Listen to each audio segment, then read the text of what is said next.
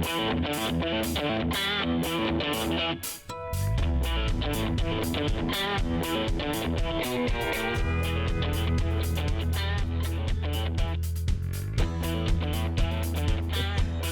to Party Politics, where we prepare you for your next political conversation. I'm Jeronimo Cortina, a political science professor at the University of Houston. And I'm Brandon Rottinghaus, also a political science professor here at UH. Welcome to Party Politics. Exciting news, right? Lots to say and do this week. We're swamped, frankly, with stuff. We are blessed with an abundance of political topics. Yes. We're going to try to get to them all. The cone of abundance of politics. So true, so true. So we're going to try to get to it all, but obviously we're going to have to, kind of hit the high points. The first thing that's important this week is another contender in the Texas Senate race, a Democrat in this case. State Representative James Talarico from Austin has been telegraphing this for a while, but now he made it official. And, it really does reshape the race here. So give me your sense of kind of how this is sort of a new world in terms of Democratic politics for what's going to happen in this primary.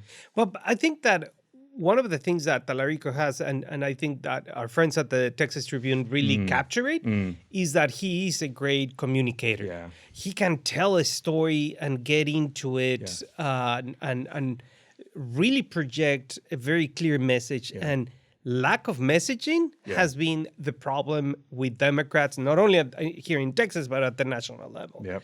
And the other thing, I watch his, I guess, one of the campaign videos, like I'm running, that kind of stuff. Yeah. In front of the Baptist church and like the adoring crowd. In the pickup, when he was at the, standing in a pickup truck, I think. Yes. I didn't pay a lot of attention on the imagery, but on the words. And he's using, believe it or not, a lot of the wording that President Trump used during his campaign. Interesting, right? yeah. So it's once again, is the big guy against the little guy. He's not left and right. He's the billionaires. The system is broke, aka let's drain the swamp, et cetera, et cetera. So I think that has a very good, it's a good sounding board. Yeah. To get started. And also he got points, going to Joe Rogan's or competitors' podcast in terms of audience. Rogan may have a couple more viewers than us, but we're catching up quickly. He's plateaued. We're catching up. No, you're right. Yeah. I mean, Talarico's famous, right? Yep. The Joe Rogan thing for sure. I mean, and then if you combine that with the kind of, he did like 25 news interviews and like 24 hours after the quorum break, helped the Democrats raise money, helped them increase their profile. So he's a superstar in the party, and there's definitely, I think a real shakeup of this race. He's 36 years old. He's got this great economic populist rhetoric that combines with the sort of religious overtones. Yeah. He's went to seminary, so he can speak that language, and anybody who watched the Joe Rogan interview knows that that's true. So that's pretty persuasive. Also persuasive is that he banked $1 million the first, day of fundraising. So that's pretty good. Caveat here is that it's going to cost about $80 million for this to actually kind of go overall. And he's going to have to win the primary first. So about a third of that's going to have to be used to beat Colin Allred, which is going to be a pretty, challenging prospect at this point. So, I mean, I think this is a definite kind of welcome moment for the Democratic Party. They needed somebody who's young, who can shake things up. He's got like 1.5 million TikTok followers, just a little bit fewer than you do, right? You're about 2 million. So he's he's catching up to 2.5. Yeah. Sorry, 2.5. But yeah, no, he's catching up to you. And so that's a real, I think, kind of way that he can communicate the message, right, is one thing, but having the audience pay attention is another. But again, audience is not everything, right? O'Rourke had a big audience and didn't get it done. And so there is, I think, still some kind of groundwork here that's not quite kind of finalized yet. And this will still be a pretty competitive race regardless. Right. And that groundwork comes from the party, right? Mm-hmm. I mean, it cannot come from the candidates just per se, but the Democratic Party in Texas needs to have the groundwork done in such a way that is not only the message, but that is just basically getting people out of going and knocking on doors, et cetera, et cetera. A campaign infrastructure cannot do that alone. If you are just listening to this, you can see the giant smirk on my face, which is to indicate that I think that is an improbable outcome, right? That the Democratic Party does not have an infrastructure, right? They have Beto O'Rourke, who's basically their infrastructure. Right.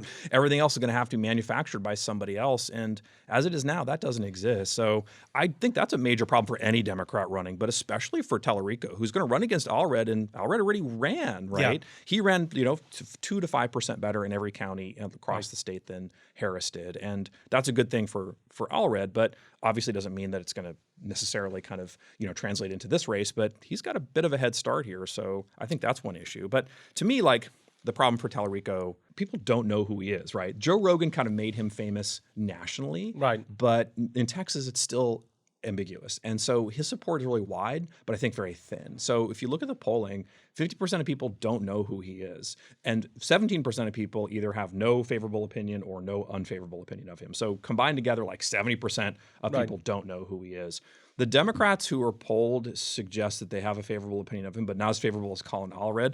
Allred's numbers are something in the order of about 60, 70%, where Talarico's in the 30s. So he'll catch up for sure, but that's a real potential problem. Here's another kind of problem for Talarico, and that is that he talks big about the quorum break and how he fought for Texas. He fought for the Democratic Party. He fought for voters. But in 21, he was one of the first Democrats to come back from that quorum break. And people like Ana Maria Ramos and Jasmine Crockett, who another potential contender, basically at that time said, we're a team. You shouldn't be coming back, right? You violated kind of this unspoken agreement that we had. So what are you doing? That definitely is going to come up in a primary fight. So I think this is still very much an open race, despite the fact that, we sort of see this popularity from Talarico. And I think it's still, the Democrats aren't sold on either person. Right, no. And I think, the bottom line is that it changes the dynamics. Yeah. And it changes in terms of how, in this case, Allred or potentially O'Rourke or any other contender like Joaquin Castro are going to think about, having an extra person attempting to run. So I think it's just a calculus, and then we'll see. We're still kind of early-ish. Yeah, it's still early. Yeah. So we just passed kind of Labor Day, and that's traditional time when campaigns start off. But the other thing to note is that the primary obviously has got to win, but the general is kind of what the Republicans are getting ready for. They know how to beat Colin Allred. They already did it once. Now the question is, how do they beat Talarico? You're starting to see some hints about how that comes out. Talarico has said some things that, if taken out of context, might be problematic. For instance, he says the following, that God is binary. It looks like he's talking about sort of the kind of transgender rights, but it obviously wasn't exactly what he was saying. Out of context, though, it could be a potential problem. He also talks about the kind of respecting the people of Gaza. He talks about not supporting Chuck Schumer for majority leader.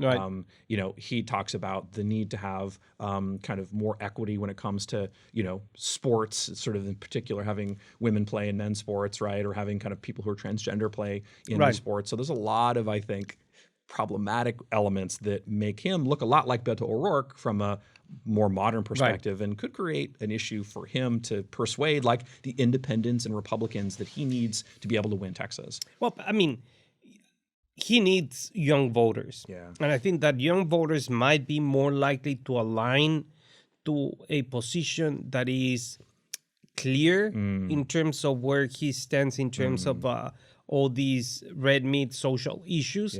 Than Allred, that tends to be more to the moderate side, right?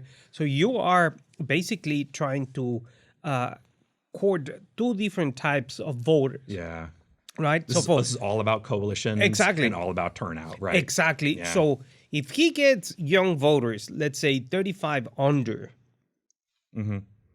he might get a chance. Yeah, and if you look at the distribution of like where Gen Z lives, Texas is one of the kind of brightest places. So that's a possibility, but I think it still remains that. It remains potential until like it can be executed. Absolutely. Now, keep in mind, O'Rourke got really close in 2018, so it definitely is the case that there was this promise, and I think that Talarico presents some of that same promise, given the way he can communicate and given what he says, as you mentioned. There's a lot of high ceiling here, but there's also a really low floor. Democrats haven't won in Texas since, Jimmy Carter was in office, and it's been a long time, my friend. So just if you think about the trajectory, it's a real challenge. And so people like Colin Allred have seen this up close and personal, and they think they figured out the model. They figured out like how to run a race in Texas. But yeah, I can see you smirking on that too. It's like probably not, right? Like, if they figured it out, they would have done it by now, but they didn't. I mean, he lost 8 points, right? Yeah. I mean, is 8 points too much? Too little? Yeah. What you would or just enough? Enough? Three Bears I don't know. I mean, and it's once again is campaigns run their campaign, and it seems to me that the DNC and the Texas Democratic Party need to put the money where their mouth is. Yeah. And that's the end of story. And obviously that complicates because in 26, we're going to have other senatorial races that Democrats are going to say, oh, do I put money here or there? So that's a great point. We talked about this last week, right? Right. It's a bigger map than just Texas, right? We tend to be very Texas-centric because, we live here and love it. The greatest state, Indeed. But the problem is, of course, the Democrats have got to think about the whole map. And every dollar you spend on Texas, it means you can't spend on Iowa or Maine or Georgia, where the races are potentially more competitive. So we're going to see how this plays out. It's possible, too, that Talarico is a good enough candidate that if he wins the primary and proceeds to the general, that he's able to basically make the Republicans play defense, right? The Republicans are already doing this because they're not sure who's going to win the Paxton versus Cornyn race. So. And that primary can be, the winner of the primary is going to win wounded. Yes. It's not going to be... I like that. Wounded winner. A wounded winner. Yeah. So, well done, yeah. I don't know. We'll see. We'll see. It's a long way between now and then. And of course, lots of politics, as we love to get into. But let's talk about some legislative politics next. The special session, the second called special session in Texas ended. Obviously, there's a lot of things that changed over the course of those two sessions. Give me your kind of, bullet point, high picture notes of kind of what happened in the session and what we take away from it. No property taxes, no THC legislation, yes congressional map, yes penalties deterrent fewer crime arrests, bathroom bill in government buildings and schools, manufacturing and distribution of abortion pills, AG prosecute election-related crimes, making ivermectin that treats livestock for parasites available to Texas without what is it called? A prescription. Scrapping the STAR test bill, a STAR test in schools. And we have also bipartisan bills, flood infrastructure, disaster response, and safety of camps. Is that it?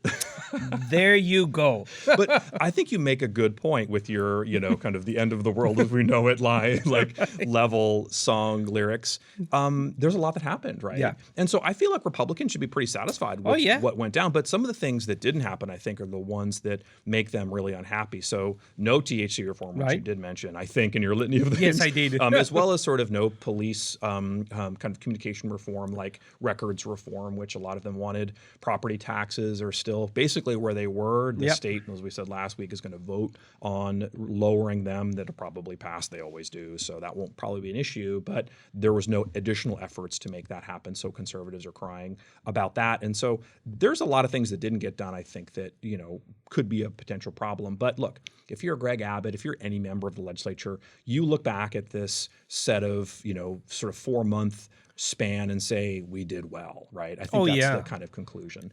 But there are some bigger implications, I think, to this. Number one, Republican unity only goes so far. I mean, they were able to efficiently get the things done, but there were some things that definitely have drawn a wedge between the kind of moderate Republicans, establishment Republicans, and the more insurgent conservative Republicans.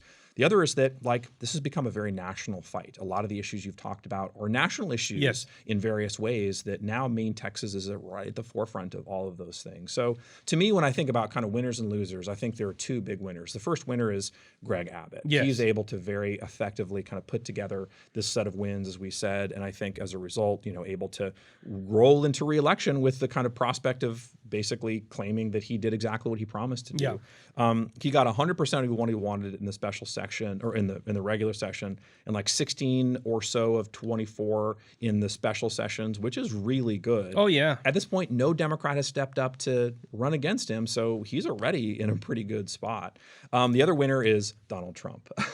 The way I think of it is that basically, if Abbott is the quarterback, then Donald Trump is the coach, right? He's able to basically create this new kind of moment on redistricting, which has very serious bipartisan implications and sort of very clear kind of battle lines drawn. But it's really, I think, as I said, a kind of reflection of the national politics that have come from this. The big losers, it seems to me, are Democrats, right? I mean, the quorum break certainly made a stand in the way that they wanted to, but now the punishments that are forthcoming, from legislation that are in this are going to be really challenging. So basically, some of them include things like, you're not able to raise money kind of while you're away from the legislature. There's already in the regular session like a moratorium on fundraising, but now they've extended it to the special session if you're not in quorum. Seniority, demotion. Yeah. I mean, it's pretty bad. Pretty harsh. And one of the things that I wonder is once again, well, Republican unity was thanks to the Democrats, right? Right. So they were not united before they left, before they broke quorum. They break quorum, Republicans unite, and now is this avalanche of punishment, right? They're all in the same room together for like a month, and they kind of figure out a way to get together on some things and to punish the Democrats. There were no Democrats, and then it's like, how are we going to figure it out? Do it like family therapy or couples therapy or something like that. So they figured that out. Yeah, totally. We don't know how long it's going to last, but right now we don't have sessions, so we're going to have it, until 27, so we'll figure that out later. Yeah.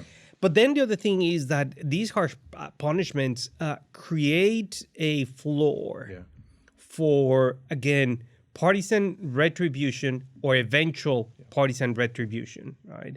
And when we talk about the nuclear option, we'll figure it out. Yeah. What in my mind, what could happen? It's all about punishment, right? Exactly. It's all about making your opponent kind of kneel to you. So it's all about punishment. Yes. So forget about getting deals, forget about getting things done. Yeah. It's about punishment and not really thinking about what actions can it bring in order to have better public policy that would help the state. Yeah. Is this the last quorum break we're going to see? I mean, the punishments are so severe and the consequences so grave that I don't know that the Democrats are willing to risk it again. No, I don't think that they will, right? Yeah. So, well, again, the quorum break is a political tool, but it's also an institutional tool, right? The goal of having quorum is that you have sufficient numbers of people. It's a protection of kind of minority interests. Right. Not like democratic interests per se, but like minority interests. Right. And so that's something that no longer exists in the same way. And Texas has had a long, slow erosion of this. You think about the 2/3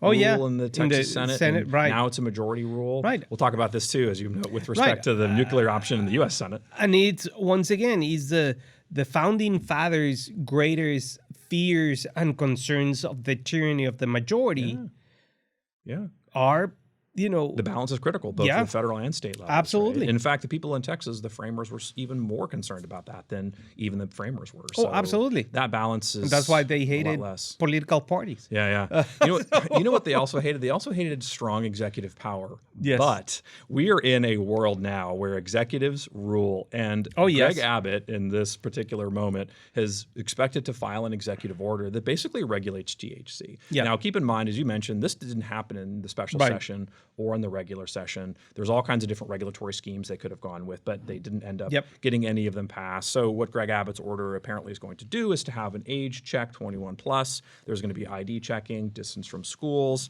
labeling requirements, and increased fees. So lots of things that are going to be in this. So the question is sort of why.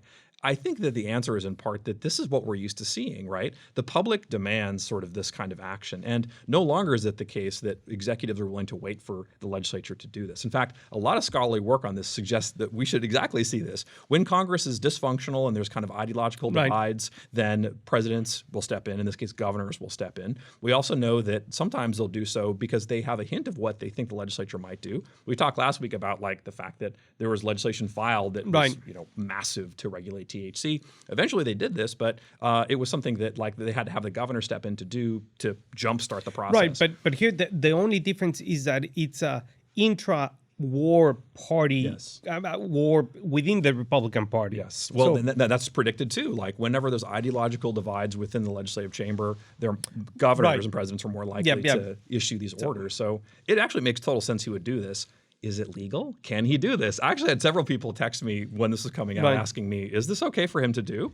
I think the short answer is we don't know, right? Actually, they went through this in 2021, and after there was no kind of result on THC, the Health and Human Services tried to basically pass a ban. Right. They went to the courts. The court said, you can't do that. It needs to be a legislative enterprise. They're still litigating that question. Now, here you've got Greg Abbott saying, okay, to HHSC, here are the rules I want you to engage in, essentially having a policy outcome. It might be problematic in this way too. So the courts could basically say, sorry, no go on this. I think we don't know what'll happen. But one thing we do know is that that Governor Abbott has definitely reinvigorated a strong executive. Now, he's following Governor Perry's lead, but he definitely has moved in the direction of looking more like a president. Presidents are always pushing that executive envelope. So we'll see what happens, but there's a lot here that I think we're going to have to wait to see. Again, THC continues to be a kind of conundrum for the Texas legislature, right? Yeah. But let's talk about other battles that are being fought, present and future. Right. The Department of War. Department of War. No more Department of Defense. Nope. The president has issued an executive order renaming the Department of Defense the Department of War. Tell me about this. So just to highlight that we are, I guess... winners and ready to go to war. One of my uncles has a T-shirt that reads, back-to-back World War champions. You've probably seen these around like, okay, yeah. And Trump makes the same argument. He says basically, we win everything. We win these wars. Yeah. Which I guess is sort of true in some generic way, although there are definitely conflicts that haven't gone as well as expected. But what are the ramifications of this change? I mean, it's going to cost money. Right? Yeah. I mean, operationally... within the Pentagon or the new Department of War, I don't think anything is going to change. It's just, issues regarding name change, rebranding. Right. Now you have to rebrand the whole thing all over again. That costs money. I don't know if that also creates problems with other interagencies. DOD had a code for this, for that. Now so it's just going to cost money, but it's just, as you say, it's a political issue in terms of focus to being more aggressive military posture and, aligning very well with the Trump administration. Yeah, it's for domestic audiences, right, primarily. It has no real tangible effect. Remember the 1940s, the 1950s, that they changed. I was not born. This is just after you were born. Oh, okay, gotcha. In the 50s, they changed the seal of the president, right? The eagle's head faced towards the arrows, and they moved it to face towards the scroll, with the implication that basically we're a peace nation. We're not a war nation, but no more. Well, we changed that back. Maybe they do that again. I don't know. It's see. fine. But again, it's sort of obviously for domestic audiences, which has some implications, you say, financially to have to remedy these things. But as it is now, it's definitely something that plays to the politics of it. But everything's political, including Supreme Court decisions. This week, the Supreme Court handed down at least a partial decision about the indiscriminate stops that are being made in Los Angeles in particular. The order basically was unsigned, although Justice Kavanaugh chimed in on some things, saying that effectively it's okay for ICE to be able to stop people based upon essentially ethnicity, the way that they look. So what do you make of where the court is headed on this? Now, this is temporary, but are they kind of telegraphing what they're going to do next? I don't know. I mean, I don't know. It's you have Justice Sotomayor and Kavanaugh going tete-a-tete in terms of the interpretation. It's, as you say, it's a technicality. It's a pause ruling. It doesn't to give time for this thing to the appeals issue to be resolved. But the issue here is to me is that I think the court, and in this case, Justice Kavanaugh, is committing ecological fallacy, right? And that's why it's very important for justices to take statistics class, right? So you're offering to have them come audit absolutely. They can come to my class with their robes. Yes, absolutely, and I'll wear mine too. Yes, in the floppy. So he's arguing that basically there exists enough evidence when you consider someone that might be doesn't speak English, it's Hispanic, is working in low-paying jobs like construction, etc., in the totality to say there might be something there, right? So he's looking at these aggregate circumstances to make individual inferences, right? Yeah, he writes basically that 10% of the people in LA are potentially undocumented. And so stopping people who look like this are definitely going to proceed with the policy goal that they have. Correct. So yeah, that's a problematic assertion. And like you say, that other justices pushed back and said, well, this is really just racial profiling in a different absolutely way. right. I don't think they were hiding it now. It's not even a question. No, it's very clear. Yeah, but that creates certain problems in terms of how we perceive, because then they can move to another group, right, and allow these things. At the end, once again, this is temporary ruling. This is just a pause. Yeah. But then when we go into the matter, right? Yes. These kind of arguments are problematic because given the aggregate, you cannot make these individual differences, right? Yes. In terms of accent or in terms of the type of job that you are performing. Yeah. And then the other issue is if you're a U.S. citizen, right? Do you carry your papers? Good point. Yeah, yeah. Yeah, because there are a lot of people who may look like the people that they think they're targeting, but are incorrectly doing so. So yeah. Well, we'll see. Last thing to talk about is that we've got another Epstein flare-up. We haven't talked about this because it's so shady, but basically the whole world has seen this intensely creepy book page from Jeffrey Epstein's birthday book that appears to have a report from Donald Trump. Trump White House says it's fake or they're not worried about it. My take, obviously, is that scandals don't matter like they used to, but this has been a big one. Why isn't it hitting like it used to? Well, I think it's hitting, right? Yeah. Because everyone in Congress from the Republican Party said, I haven't seen it, I don't know it. I don't know what you're talking about. Yeah, like, wait, what? So I think it's a different reaction to a different type of scandal because remember during the Trump campaign, President Trump said that he will release all this stuff. Right. And they haven't. Right. So Congress is close to getting a release mechanism, so we could see it sooner than later. But yeah, I think so far White House is losing on this. It's going to be something that we're going to see in the next couple of weeks, and certainly we will be paying attention to these and many other matters. I'm Jeronimo Cortina. And I'm Brandon Rottinghaus. The conversation keeps up next week.